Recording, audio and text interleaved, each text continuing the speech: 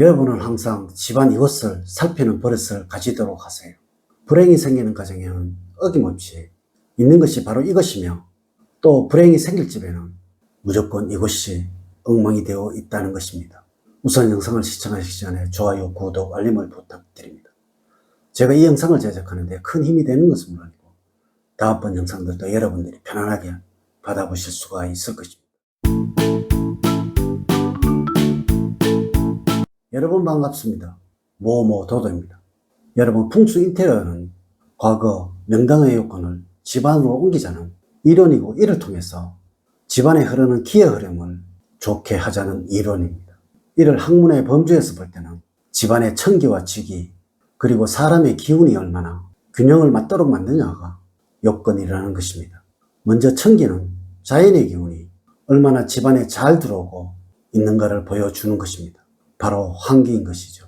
그리고 지기, 즉 땅의 기운이 얼마나 집안에 영향을 주고 있는가를 보면 되는 것인데, 이것은 바로 집안 가구 배치와 고정적인 가구들의 사용법이라는 것입니다. 그리고 마지막으로 사람의 기운은 가족들의 행복과 즐거움이 얼마나 있느냐를 보면 되는 것인데, 이는 그 집안에 사는 사람들이 얼마나 여유롭게 편안히 가구나 도구를 사용하고 있는가를 판단해 보시면 되는 것입니다.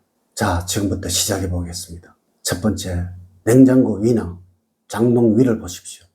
지금 냉장고 위나 장롱 위를 손바닥으로 한번 쓸어 보세요.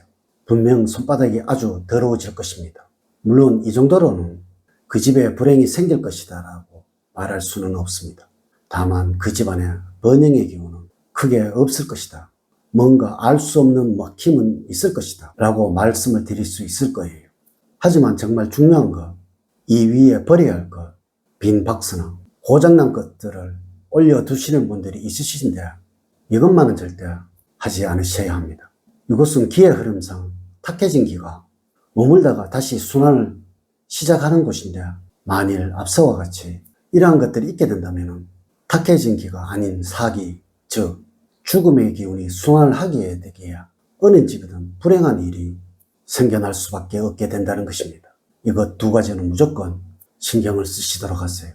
어디든 가구 위에 오래도록 사용하지 않는 것을 쌓아두는 일, 그리고 방바닥이나 바닥에 더러움이 있지 않도록 하는 것을 말입니다. 두 번째, 통로에 막힘이 있는지 보세요. 여러분, 우리 풍수에서는 기의 흐름이 있는 통로를 용이라는 말로 표현을 합니다.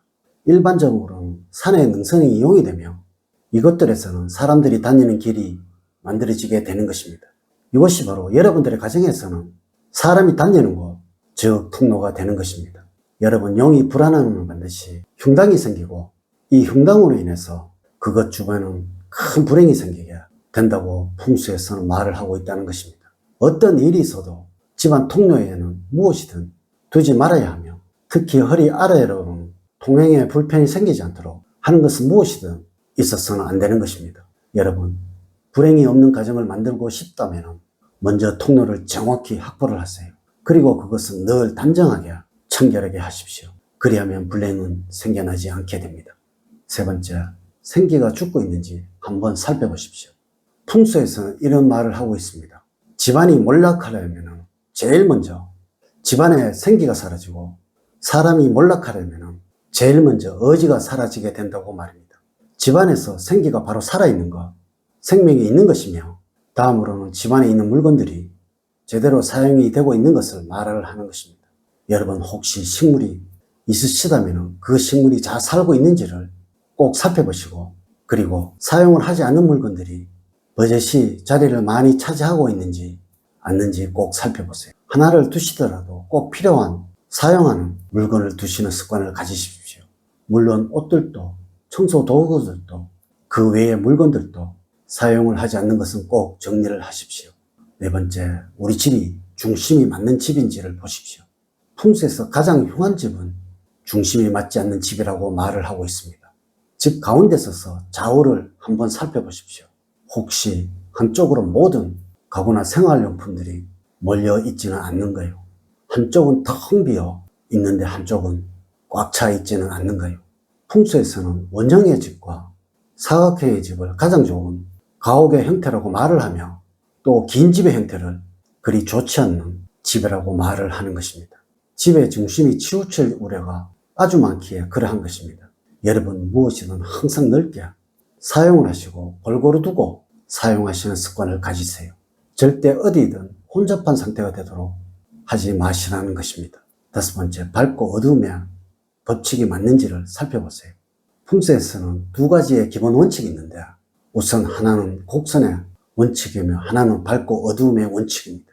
곡선의 원칙은 항상 목소리가 날카롭지 않는 것을 집안에 두어야 하고 무엇이든 곡선이 형성되도록 만들어야 한다는 것이고, 그리고 밝고 어두움의 원칙은 어두울 곳은 어둡게 밝을 곳은 아주 밝게 만들어야 한다는 원칙입니다.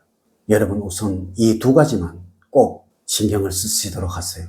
하나는 거실은 무조건 밝고 따뜻하게 해야 하고, 그리고 화장실 역시 항상 밝고 따뜻하게 해야 하며, 그리고 하나는 침실은 가능한 어둡게, 베란다와 창고는 집안에서 가능한 어둡게 해야 한다는 것을 여러분 알아두셔야 합니다. 베란다가 거실보다 밝은 가정은 절대 번영이 이루어지지 않게 됩니다. 침실이 거실보다 밝은 가정에는 절대 행복이 찾아오지 않게 됩니다. 여섯 번째, 현관이 좁게 사용이 되고 있는지를 살펴보세요. 기가 집안으로 들어오는 곳은 무조건 넓게 사용되어야 하는 것이고, 많은 기가 들어오는 것 그 자체가 바로 운의 변화가 많은 집이 된다는 것이고, 이것은 어떤 식이든 삶이 좋아지게 된다는 것을 말을 하는 것입니다. 이래서 과거의 어느 고택들을 보아도 또 현대에도 대문이 가장 크고 넓고 화려한 것이며, 이는 호텔이든 식당이든 회사이든 다 마찬가지라는 것이죠. 여러분 어느 집이든 호텔이든 로비든 정말 크고 화려하고 청결합니다. 여러분의 집도 그래야 한다는 것입니다. 절대 좁게 사용하지 마세요. 그리하면 불행이 여러분들을 괴롭힐 것입니다. 일곱 번째, 어리석은 미신에 속고 있는지를 한번 살펴보세요.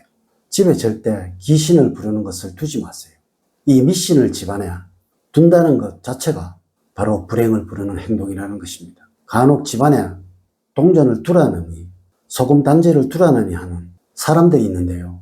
이 사람들은 전혀 풍수를 공부를 하지 않는, 전혀 모르는 사람이라는 것입니다. 간혹 우리는 뭔가에 씌인다는 말을 하곤 하죠. 사람이 큰 사고를 당할 때, 큰 사기를 당할 때, 큰 불행을 당할 때는 전혀 상식적인 못한 행동들을 하곤 합니다. 이것이 바로 미신을 가까이 하고 미신을 곁에 두어서 귀신이 사람에게 장난을 하여 생기는 일인 것입니다. 자칫 여러분이 이런 어리석은 행동 하나로 여러분들의 소중한 자녀가, 아니 여러분들이 정말 상상하기도 싫은 정말 끔찍한 불행을 당할 수도 있다는 것입니다. 여러분 후회는 아무리 빨리 해도 늦는 법인 것입니다. 후회하지 않을 행동을 하세요. 오늘은 불행이 생길 집에서 반드시 보이는 몇 가지를 이야기해 드렸습니다.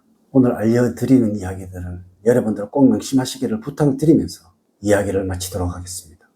저는 늘 여러분들 가정에 사랑과 행복이 넘치는 삶을 만들어 드리도록 노력을 하겠습니다. 오늘 긴 시간 시청해 주셔서 감사드립니다. 다음 시간에 더 좋은 영상으로 인사를 드리도록 하겠습니다. 감사합니다.